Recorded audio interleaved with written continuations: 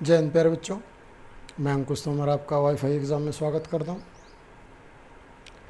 आप लोगों की फ़िज़िक्स की क्लास जिसमें हम दो पैरेलल क्लास लेते हैं। एक क्लास में आपके कंसेप्चुअल क्वेश्चन लूसेंट के होते हैं और दूसरी क्लास में आपके न्यूमेरिकल के क्वेश्चन होते हैं लूसेंट के ही। तो ये जो क्लास है हमारी, ये लूसेंट की न्यूमेरिकल की क्लास है और चैप्टर चला हुआ है हमारा सिंपल हार्मोनिक मोशन, सरल आवर्त गति। और आज हम पार्ट सेकंड के न्यूमेरिकल करने वाले हैं। तो भाई सभी बच्चों कृपया करके जो चैनल पे नए हैं वो सब्सक्राइब कर लें और भाई शेयर कर दे ज़्यादा से ज़्यादा, और वीडियो अच्छी लगे तो लाइक ज़रूर करना, ठीक है। ज़्यादा समय आप कर नहीं लेते हुए क्वेश्चंस को स्टार्ट करेंगे हम। देखिए, कल हमने 24 क्वेश्चन तक कर दिए थे और आज क्वेश्चन नंबर हमारा आ गया है 25, ठीक है। तो क्वेश्चन नंबर 25 में क्या कहा है, ऊपर के पर्सन यानी कि 24 का जो क्वेश्चन था हमारा, उसमें क्या कहा था, उसमें कहा था क्वेश्चन नंबर 24 में कि भाई एक सरल आवर्त गति का जो टाइम पीरियड दिया हुआ है, क्वेश्चन नंबर 24 आप देखोगे अगर, वो दिया है टाइम पीरियड 6 सेकंड, ठीक है। ये कहता है कितने समय में, अब यहाँ से कितने समय में, अब क्वेश्चन स्टार्ट हो गया हमारा 25 कि मध्य बिंदु से महत्तम विस्थापन का मैक्सिमम डिस्प्लेसमेंट क्या होता है, महत्तम विस्थापन जो होता है हमारा आयाम होता है। तो कहाँ तक डिस्प्लेसमेंट होना है, आयाम का 1/√3 तक डिस्प्लेसमेंट होने में कितना टाइम लगेगा, टी निकालना है हमें।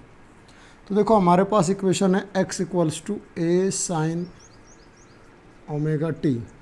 x की वैल्यू है हमारी a/√3, a sin 2π/t, और t की वैल्यू क्या है 6 इंटू स्मॉल टी। ए से ये कट गया, ये आ गया हमारा 1/√3 साइन 2, ये कट गया 3, साइन π/3 की वैल्यू होती है भाई √3/2, √3/2 इंटू टी। साइन π/3 की वैल्यू कितनी होती है भाई √3/2, ठीक है। अब क्या करते हैं हम, बस टी की वैल्यू निकाल लेते हैं यहाँ से। तो क्या हो जाएगा, टी इक्वल्स टू ये इधर डिवाइड में था तो मल्टीप्लाई में, और ये डिवाइड में। तो कितना आ जाएगा, टी इक्वल्स टू यहाँ से आ जाएगा भाई आपका 2 इधर आ गया √3 इंटू √3, और ये आ जाएगा 2/3। टाइम कितना आ जाएगा 2/3। तो 3 से जब 2 को डिवाइड करेंगे तो ये आ जाएगा भाई 0.7। 3 से जब 2 को डिवाइड करेंगे तो कितना आ जाएगा, ये आ जाएगा भाई हमारा 0.7, और आपका आंसर आ जाएगा 25 का ए। इसमें बुक में आंसर गलत दिया हुआ है, इसका आंसर दिया हुआ है सी, जो नहीं आएगा। सी कब आता, सी आता 1.5, यानी कि टी की वैल्यू क्या आ जाती, 1/2 आती। टी की वैल्यू क्या आती, 1/2, बट ऐसा पॉसिबल यहाँ नहीं है। तो आपका आंसर कितना आ जाएगा 0.7, और आंसर आ जाएगा आपका ए। क्वेश्चन नंबर 26 देखिए। क्वेश्चन नंबर 26 में क्या कहता है,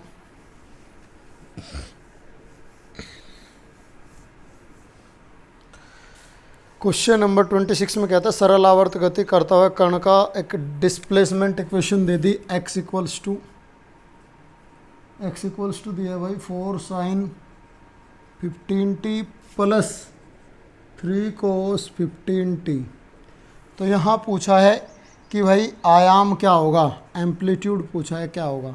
तो इस कंडीशन में एम्पलीट्यूड क्या होता है भाई, ये का इसका स्क्वायर प्लस इसका स्क्वायर का रूट, 4 का स्क्वायर प्लस 3 का स्क्वायर का रूट, और ये आ जाएगा हमारा 5, और ये सेंटीमीटर में है तो कितना आ जाएगा 5 सेंटीमीटर।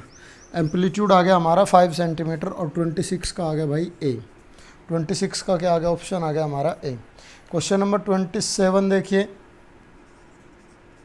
क्वेश्चन दिया है x = 10 sin 314t। इसमें पूछा है कि आयाम क्या होगा, आयाम होगा भाई 10 centimetre. x = a sin omega t, ठीक है। तो a कितना आ गया हमारा 10 सेंटीमीटर, और आपका ऑप्शन आ गया 27 का भी ए।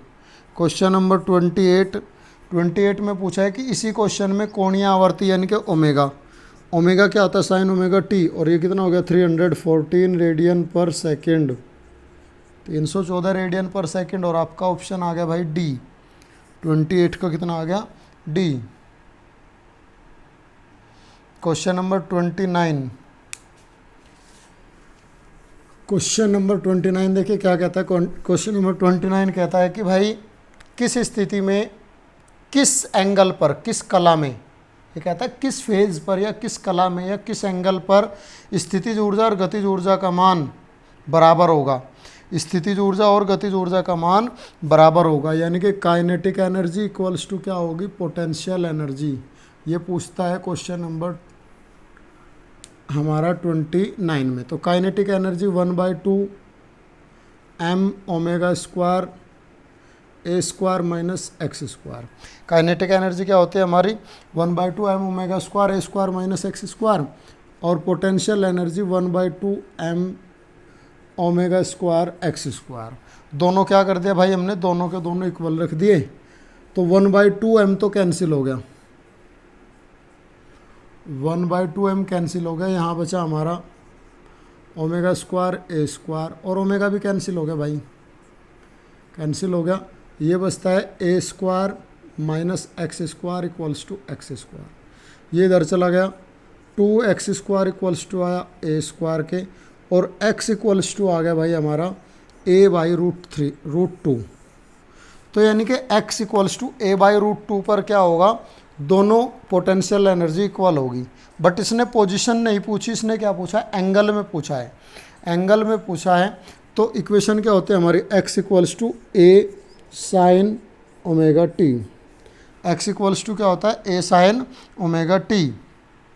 तो भाई देखो क्या हो जाएगा, x की वैल्यू क्या आ गई हमारी a/√2, एम्पलीट्यूड a और साइन ओमेगा टी, a से a कट गया, और sine omega t equals to क्या आ गया 1/√2, ये आ गया 1/√2, यानी कि ओमेगा टी इक्वल्स टू कितना आ गया, ये किस पर होती है वैल्यू 1/√2 होती है भाई 45 डिग्री पर। तो कितना आ गया 45 डिग्री, फेज कितना आ गया, एंगल आ गया हमारा 45 डिग्री, यानी कि 45 डिग्री पर दोनों क्या होंगे, इक्वल होंगे, और ऑप्शन आ जाएगा हमारा सी, दोनों क्या होंगे, इक्वल होंगे, और ऑप्शन क्या आ जाएगा भाई हमारा, ऑप्शन आ जाएगा सी। नेक्स्ट क्वेश्चन पे चलते हैं। क्वेश्चन नंबर हमारा 30, 31, ये लो जी क्वेश्चन नंबर 30, स्प्रिंग का क्वेश्चन आ गया, स्प्रिंग कांस्टेंट, इसके तो फॉर्मूले सीधे याद रखो। क्वेश्चन नंबर 30 क्या कहा है, दो स्प्रिंग लटके हुए इस तरह से, ये K1 है और ये K2 है, इन पर एक मास लटका हुआ है M, ठीक है। ये कहता है कि भाई, एक minute, spring, effective spring constant की वैल्यू क्या होगी। देखो जब स्प्रिंग क्या होता है K1 और K2 सीरीज में जुड़े हुए होते हैं, तो इफेक्टिव क्या होता है 1/k इक्वल्स टू होता है भाई हमारा 1/K1 प्लस 1/K2 होता है, ठीक है। या K इक्वल्स टू आ जाता है हमारा K1 K2 upon K1 plus K2, K equals to क्या आ जाता है K1 K2 upon K1 plus K2, और आपका आंसर आ जाता है 30 का ए। क्वेश्चन नंबर 30 का आंसर क्या आ जाता है ए, ठीक है। Effective spring constant. Question number 31, question number 31 में कहता है कि भाई इसी क्वेश्चन में जो ये है क्वेश्चन, इसमें टाइम पीरियड क्या होगा।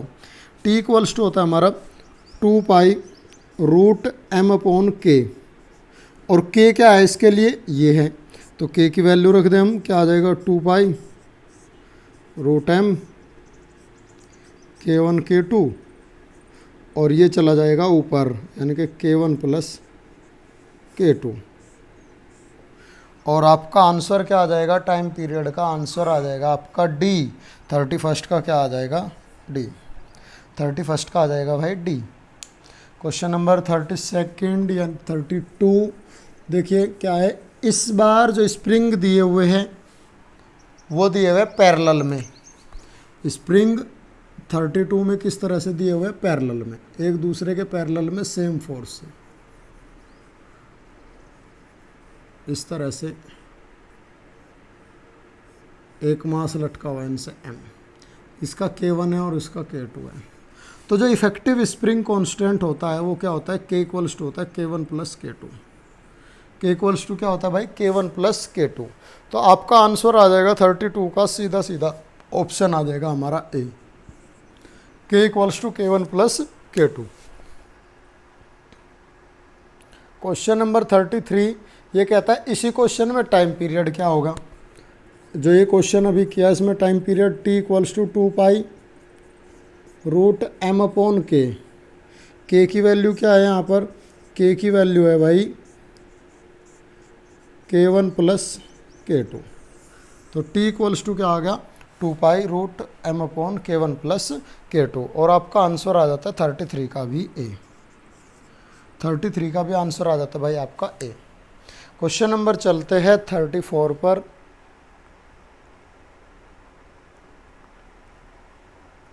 देखिए क्वेश्चन नंबर 34 आपके सामने है। क्वेश्चन नंबर 34 में कहता है कि भाई किसी स्प्रिंग की लंबाई n गुनी कर दी जाए तो उसका जो बल नियतांक होता है क्या होगा, किसी स्प्रिंग का क्या कहता है, लंबाई n गुनी कर दी जाए तो बल नियतांक जो हो जाएगा ना K डैश, वो बन जाएगा K बाई n। ठीक है, 1/n गुना हो जाता है, 1/n गुना, ये तो हो जाता है स्प्रिंग कांस्टेंट बल नियतांक। और जो अगर कहे जैसे नेक्स्ट क्वेश्चन है इसी का ही कि आवर्तकाल क्या होगा, टाइम पीरियड क्या होगा, टाइम पीरियड हो जाता है भाई रूट n टाइम्स। ठीक है, T डैश इक्वल्स टू क्या हो जाता है, root n time of T। कैसे होता है देखो, T इक्वल्स टू हमारा होता है 2 pi root m upon K। ठीक है, तो T dash 2 pi root m और K क्या बन गया, K बाई n चला गया ऊपर।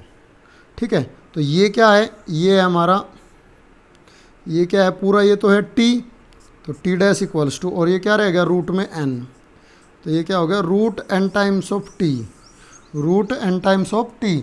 रूट n गुना हो जाता है पहले आवर्तकाल का, और 35 का आपका आंसर क्या आ जाएगा ए।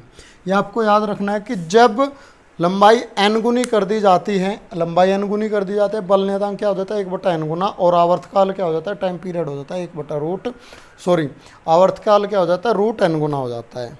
ऐसे क्वेश्चन नंबर 36 देखिए अब।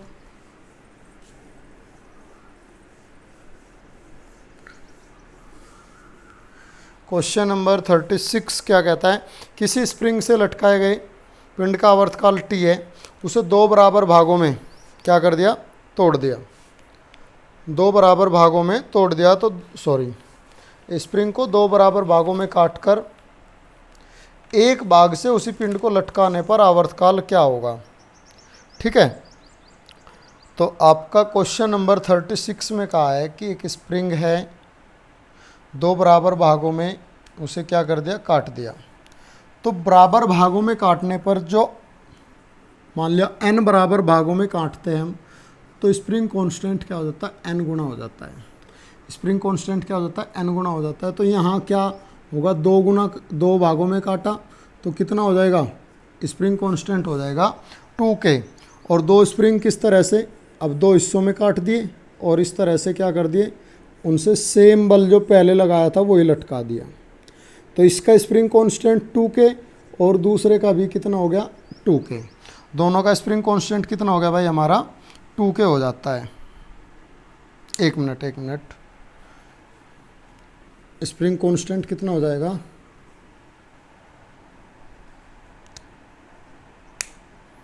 टू के हो जाएगा। और आवर्तकाल पूछा है क्वेश्चन में, क्या कहा है क्वेश्चन नंबर 36 में कहा है, 1 मिनट दोबारा से पढ़ता हूँ मैं।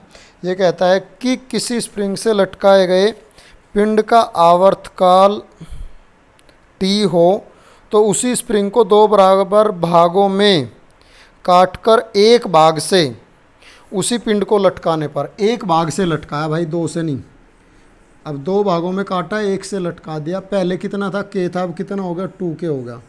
और इससे क्या लटका दिया, m को लटका दिया। तो टाइम पीरियड पूछता है कितना होगा। पहले टाइम पीरियड क्या था भाई, 2π√m/k था। पहले क्या था, 2π√m/k था। अब t डैश क्या हो जाएगा, 2π√m/k कितना हो गया, 2k। √m/k, k कितना हो गया भाई, 2k। तो देखो ये 2 को अलग हटा ले तो पूरा ये वाला पोर्शन क्या बन गया, ये बन गया t। तो t डैश इक्वल्स टू क्या हो जाएगा, t/√2।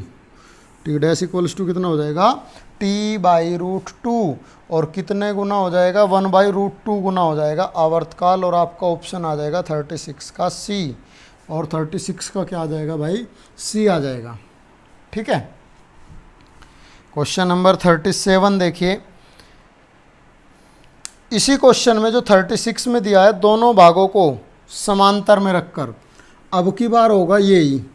अब 2 भाग है, एक 2k का एक है और 2k का एक है। इन दोनों को क्या किया, समांतर में ले लिया, इस तरह से पैरेलल में लिया।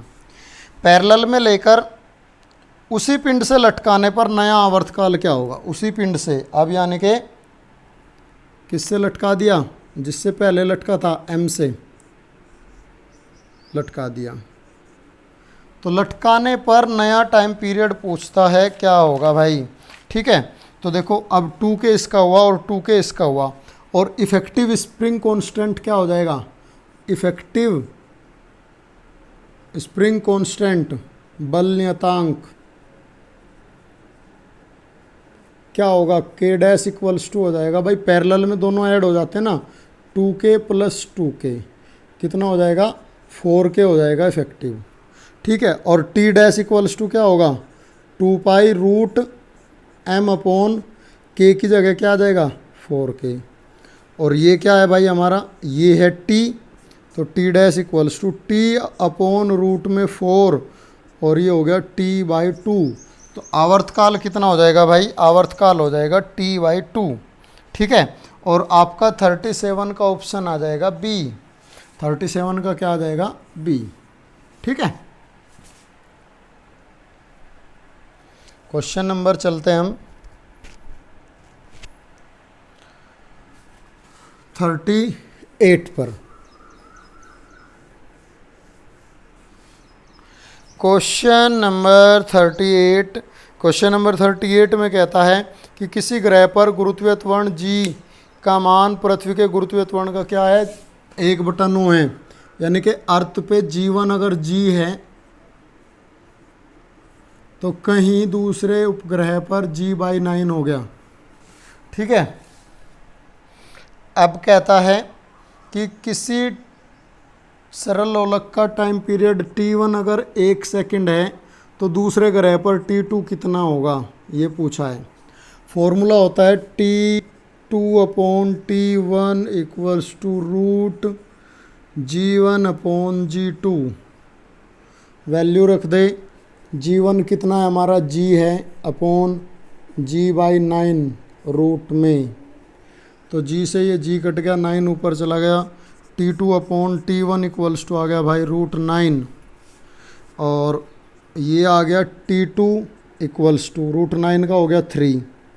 और T1 की वैल्यू की 1 है 1, तो इंटू 1 सेकेंड। यानी कि T2 दूसरे उपग्रह पर टाइम पीरियड कितना हो जाएगा, 3 सेकंड हो जाएगा। दूसरे उपग्रह पर टाइम पीरियड कितना हो जाएगा, 3 सेकंड। और आपका ऑप्शन आ जाता है C। 38 का ऑप्शन आ जाता है भाई C। क्वेश्चन नंबर 39 देखिए।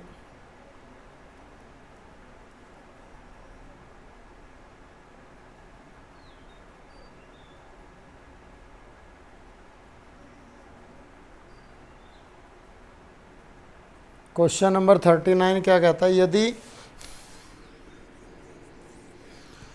भाई एक सरल लोलक की लंबाई 4% बढ़ जाए तो उसका आवर्तकाल कितना बढ़ेगा।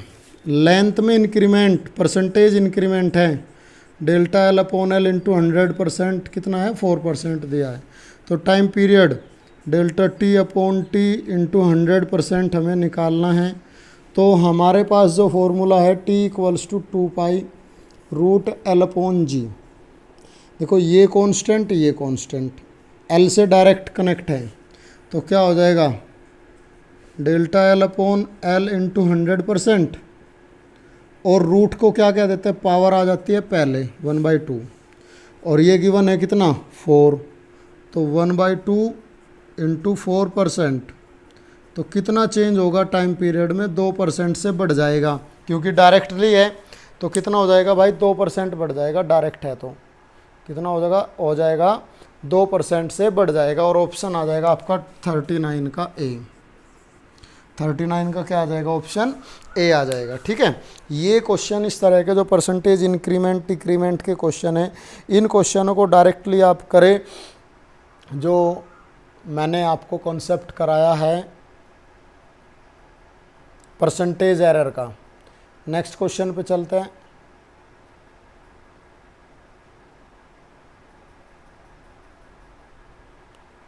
देखिए क्वेश्चन नंबर हमारे आ गए हैं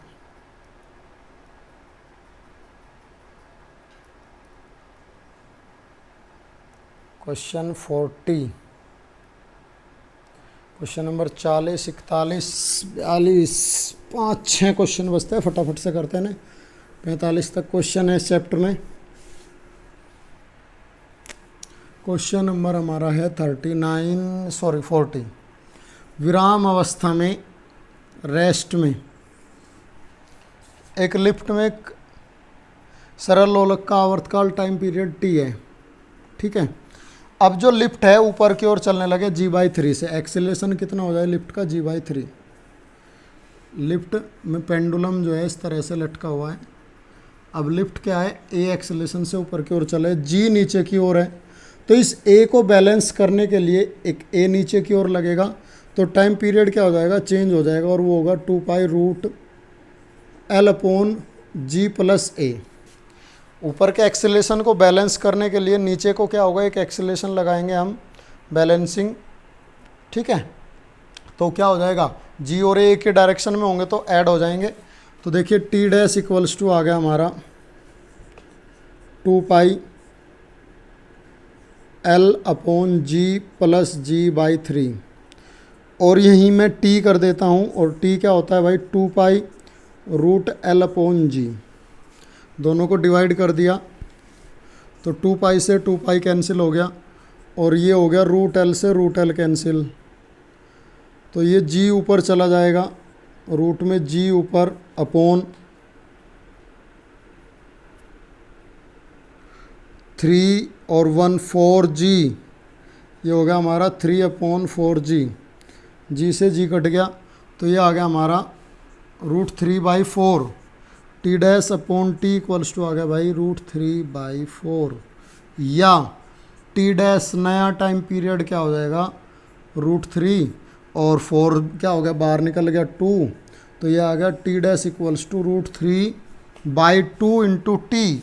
टी डैश इक्वल्स टू क्या आ गया √3/2 इंटू टी। अब यहाँ दो ऑप्शन सी और डी एक जैसे हैं, सी और डी एक जैसे। एक ऑप्शन ऐसा है, कोई गलत है इसमें ऑप्शन, एक ऑप्शन ऐसा है कि जिसमें रूट में केवल 3 है और 2 बाहर है, ऐसा ऑप्शन होना चाहिए, बट दोनों सी और डी इक्वल दे दिए तो गड़बड़ है कुछ, तो एक रूट में अंदर होगा, एक रूट से बाहर होगा। तो इसमें जो आंसर दिया हुआ है आपका बुक में, वो दिया हुआ है सी।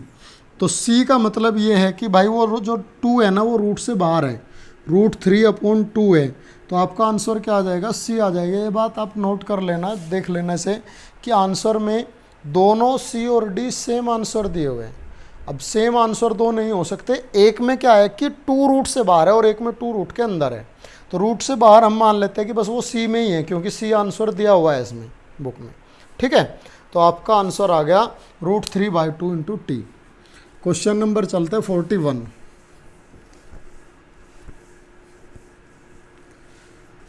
देखिए क्वेश्चन नंबर 41 कहता है कि भाई एक द्रव में एक सरल लोलक क्या है, पीतल का है, सिंपल पेंडुलम क्या है, पीतल का है, और आवर्तकाल टाइम पीरियड है टी, और उसको किसी ऐशान द्रव में डुबोकर दोलित किया जाता है। द्रव का घनत्व क्या है, पीतल के घनत्व का 1/8 है।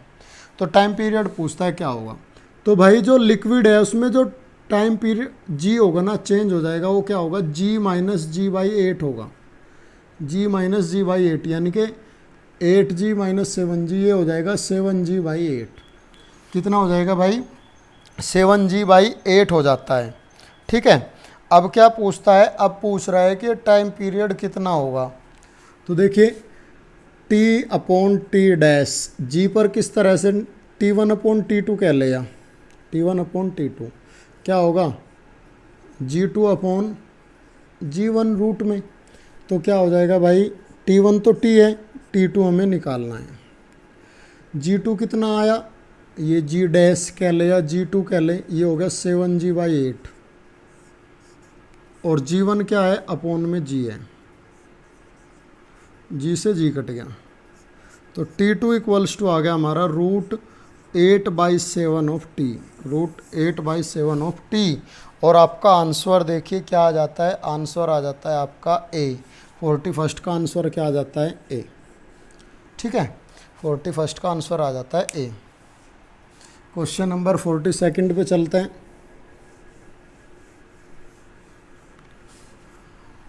42,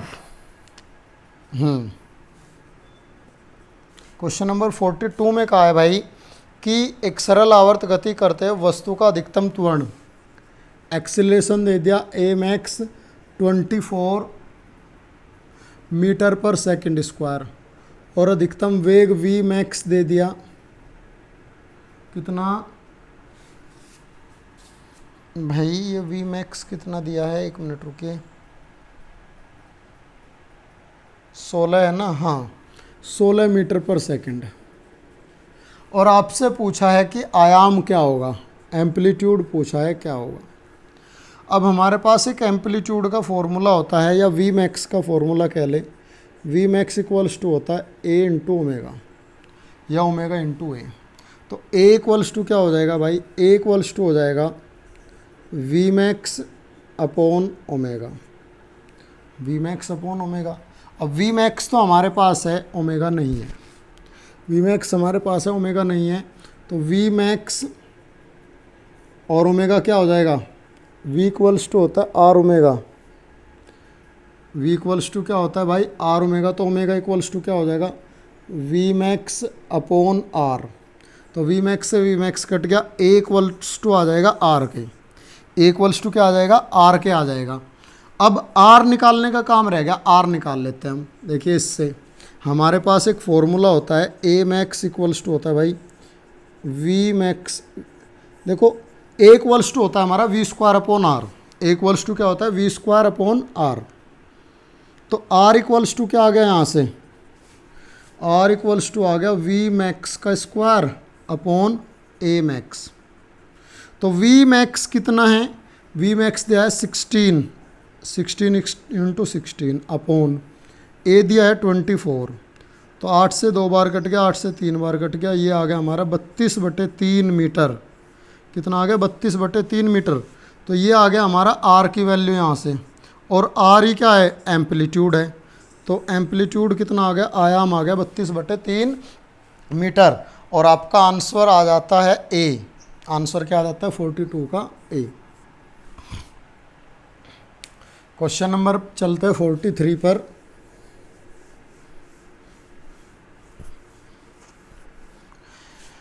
क्वेश्चन नंबर 43 में, ये क्वेश्चन तो पहले भी हो चुका है। ये क्या है, क्वेश्चन में इक्वेशन दिया है x equals to 3 sin phi pi t और 4 cos 5t। तो एम्पलीट्यूड क्या हो जाएगा, √3 का स्क्वायर प्लस 4 का स्क्वायर, और ये आ जाएगा 5। ये कितना आ जाएगा, 5, और ऑप्शन आ जाएगा आपका सी, 43 का ऑप्शन आ जाएगा सी। क्वेश्चन नंबर 44, क्वेश्चन नंबर 44 में कहा है कि भाई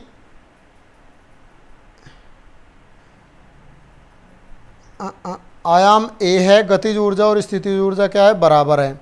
तो इसकी माध्य स्थिति से दूरी x निकालनी है। जब काइनेटिक एनर्जी और पोटेंशियल एनर्जी बराबर आई थी, अभी एक क्वेश्चन में किया था हमने, दोनों बराबर दी थी, तो x इक्वल्स टू क्या आया था हमारा, a/रूट आया था, a/√2। x इक्वल्स टू क्या आया था हमारा, a/√2 आया था, और x की वैल्यू क्या हो जाएगी हमारी, a/√2 हो जाएगी, और ऑप्शन आ जाएगा आपका 42 का बी। 42 का ऑप्शन आ जाएगा बी। क्वेश्चन नंबर आ गया हमारा, लास्ट क्वेश्चन है 45। 44 का क्या आ गया, बी आ गया। और लास्ट क्वेश्चन है, लास्ट क्वेश्चन कहता है कि एक इक्वेशन दी है k इक्वल्स टू के note cos square omega T. ठीक है, ये कह रहा पोटेंशियल एनर्जी का मैक्सिमम वैल्यू क्या होगी, स्थितिज ऊर्जा की मैक्सिमम वैल्यू क्या होगी। तो क्या होगी भाई, अगर इसकी वैल्यू 1 हो जाए तो मैक्सिमम वैल्यू क्या हो जाएगी पोटेंशियल एनर्जी की, पोटेंशियल एनर्जी मैक्सिमम के नोट के इक्वल आ जाएगा। पोटेंशियल एनर्जी मैक्सिमम क्या होगा, के नोट के इक्वल आ जाएगा। ठीक है, तो आपका आंसर क्या आ जाएगा, आंसर आ जाएगा आपका 45 का भी बी। 45 का आंसर कितना आ जाएगा, ये भी आ जाएगा हमारा बी। ठीक है भाई, तो इस तरह हमारे जो सारे क्वेश्चन सिंपल हार्मोनिक मोशन के हैं वो सारे हमारे कंप्लीट हो जाते हैं।